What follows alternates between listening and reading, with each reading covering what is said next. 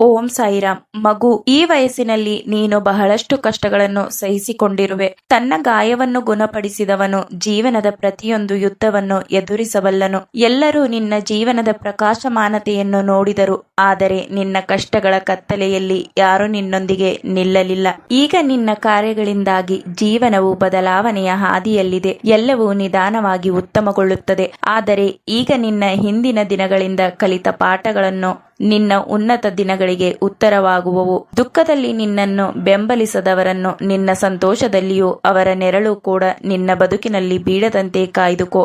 ನೀನು ನಿನ್ನ ಕಣ್ಣೀರಿನಿಂದ ಎಲ್ಲದಕ್ಕೂ ಬೆಲೆ ತೆರಬೇಕಾಯಿತು. ನಿನ್ನವರು ಮತ್ತು ನಿನ್ನವರಂತೆ ನಟಿಸಿರುವ ಜನಗಳ ನಡುವೆ ನೀನು ಕಲಿತ ವ್ಯತ್ಯಾಸವನ್ನು ಮರೆಯಬೇಡ.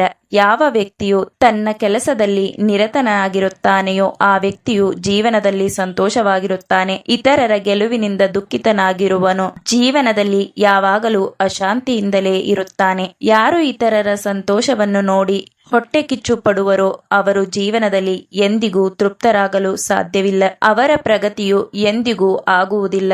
ಯಾರಾದರೂ ನಿನ್ನ ಮುಂದೆ ಇನ್ನೊಬ್ಬರ ಬಗ್ಗೆ ಹೇಳಿದರೆ ಆ ವ್ಯಕ್ತಿಯ ಆಧಾರದ ಮೇಲೆ ನಿನ್ನ ಸ್ವಂತ ಅಭಿಪ್ರಾಯವನ್ನು ರೂಪಿಸಿಕೊಳ್ಳಬೇಡ. ನಿನ್ನ ಸ್ವಂತ ಅನುಭವದ ಮೂಲಕ ಜನರನ್ನು ಅರ್ಥ ಮಾಡಿಕೊ. ಇತರರ ಬಗ್ಗೆ ಅಸೂಯೆ ಪಡುವ ಕೆಲವು ಜನರ ಭಾವನೆಯಿಂದಾಗಿ ಅವರು ಇನ್ನೊಬ್ಬರ ತಪ್ಪು ಅಭಿಪ್ರಾಯವನ್ನು ನೀಡಿ ನಿನ್ನ ದಾರಿಯನ್ನೇ ತಪ್ಪಿಸಬಹುದು.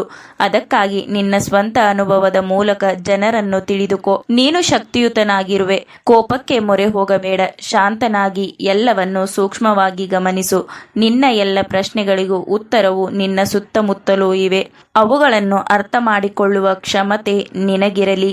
ನಿನ್ನಿಂದ ತಪ್ಪಾದಾಗ ಕೊರಗುವುದಕ್ಕಿಂತ ಮುಂದೆ ತಪ್ಪಾಗದಂತೆ ನೋಡಿಕೊಳ್ಳುವುದು ಉತ್ತಮ. ಕೆಲವೊಮ್ಮೆ ಸಂಬಂಧಗಳು ಅಥವಾ ವ್ಯಕ್ತಿಗಳು ನಿನ್ನ ನಿಯಂತ್ರಣದಲ್ಲಿ ಇಲ್ಲದಿದ್ದಾಗ ನೀನು ಅವರನ್ನು ನಿನ್ನ ಮನಸ್ಸಿನಿಂದಲೂ ಮುಕ್ತಗೊಳಿಸಬೇಕು. ಏಕೆಂದರೆ ಅದು ಇನ್ನು ಸಮಯವನ್ನು ಮತ್ತು ಪರಿಸ್ಥಿತಿಯನ್ನು ಹಾಳು ಮಾಡದಂತೆ ಶಾಂತತೆಯನ್ನು ಕಾಪಾಡುವಂತೆ ಮಾಡುತ್ತದೆ. ಕೆಲವೊಮ್ಮೆ ನಕಾರಾತ್ಮಕ ಶಕ್ತಿಗಳು ನಿನ್ನ ಮನೆಯನ್ನು ಪ್ರವೇಶಿಸಿದಾಗ ಮನೆಯಲ್ಲಿ ಭಿನ್ನಾಭಿಪ್ರಾಯದ ವಾತಾವರಣವು ಮೂಡುವಂತೆ ಮಾಡುತ್ತದೆ. ಆರ್ಥಿಕ ಸಂಕಷ್ಟ, ಅನಾರೋಗ್ಯ, ಮನೆಯಲ್ಲಿ ಕಾರಣವಿಲ್ಲದೆ ಜಗಳ, ಮನೆಯ ಅಶಾಂತಿ ಮತ್ತು ನೆಮ್ಮದಿ ಮಾಯವಾಗಿ ನಿನ್ನ ಮನೆಯ ಮೇಲೆ ಅಶಾಂತಿಯು ಅಲೆದಾಡುವಂತೆ ಮಾಡುತ್ತದೆ. ಕೆಟ್ಟ ಕಣ್ಣುಗಳು ಹೊಂದಿರುವ ಜನರು ನಿನ್ನ ಸುತ್ತಲೂ ಇರುವಾಗ ನಿನ್ನ ಏಳಿಗೆಯನ್ನು ಕಾಣುವ ವ್ಯಕ್ತಿಗಳು ಬಹುವಿರಳ. ಅದಕ್ಕಾಗಿ ಚಿಂತೆ ಮಾಡಬೇಡ. ನಾನು ನಿನ್ನ ಜೀವನದಿಂದ ನಕಾರಾತ್ಮಕ ಶಕ್ತಿಗಳನ್ನು ಮತ್ತು ವ್ಯಕ್ತಿಗಳನ್ನು ಅಳಿಸಿ ಹಾಕುವೆ. ಆದರೆ ಅದು ನೀನು ನನ್ನ ಮೇಲೆ ಇಡುವ ನಂಬಿಕೆಯಿಂದ ಮಾತ್ರ ಸಾಧ್ಯ. ನೀನೇ ನನ್ನನ್ನು ಅನುಮಾನಿಸಿ, ಬಾಬಾ ನೀವು ನನಗೆ ಏನೂ ನೀಡಲಿಲ್ಲ, ನನ್ನ ಹಣೆಯ ಬರಹವೇ ಇದು ಎಂದು ಗೋಳಾಡಿ ನನ್ನ ಮೇಲಿನ ನಂಬಿಕೆಯನ್ನೇ ಕಳೆದುಕೊಳ್ಳುವೆ. ಇದು ನನ್ನನ್ನು ನಿನ್ನ ಮನೆಗೆ ಬರದಂತೆ ಕಟ್ಟಿ ಹಾಕುತ್ತದೆ. ಅದಕ್ಕಾಗಿ ನಾನು ಪ್ರತಿ ಬಾರಿ ಹೇಳುತ್ತಲೇ ಇರುತ್ತೇನೆ, ನನ್ನ ಮೇಲೆ ಮತ್ತು ನನ್ನ ಸಮಯದ ಮೇಲೆ ಸಂಪೂರ್ಣ ನಂಬಿಕೆಯನ್ನು ಇಡು. ಪರಿಸ್ಥಿತಿ ಎಷ್ಟೇ ಕಠಿಣವಾಗಿದ್ದರೂ ನನ್ನ ಬಾಬಾ ಇದ್ದಾರೆ ಎಂದು ದೃಢವಾಗಿ ನಂಬು.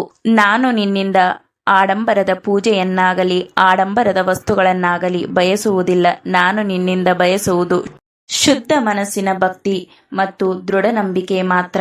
ನನ್ನನ್ನು ನಂಬಿದ ಭಕ್ತನನ್ನು ನಾನೆಂದಿಗೂ ಕೈಬಿಡುವುದಿಲ್ಲ. ಅವನ ಪ್ರತಿ ಹೆಜ್ಜೆಯು ನಾನು ನೀಡಿದ ಮಾರ್ಗವನ್ನೇ ಅನುಸರಿಸುವಂತೆ ಮಾಡುತ್ತೇನೆ. ನೀನು ನನ್ನ ಬಳಿ ಒಂದು ನಂಬಿಕೆಯ ಹೆಜ್ಜೆಯನ್ನಿಟ್ಟರೆ ನಾನು ನಿನ್ನ ಬಳಿ ಸುಖ ಮತ್ತು ಸಮೃದ್ಧಿಯ 1000 ಹೆಜ್ಜೆಗಳನ್ನಿಡುವೆ. ನಾನೇ ನಿನ್ನನ್ನು ಆಯ್ಕೆ ಮಾಡಿದ್ದೇನೆ.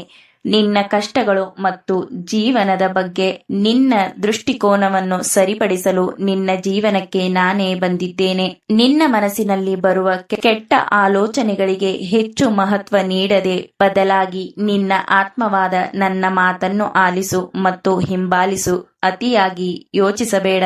ಎಲ್ಲವೂ ನನ್ನ ಇಚ್ಛೆಯಂತೆಯೇ ನಡೆಯುತ್ತದೆ ಎಂದು ನಂಬು. ಓಂ ಸಾಯಿರಾಮ್.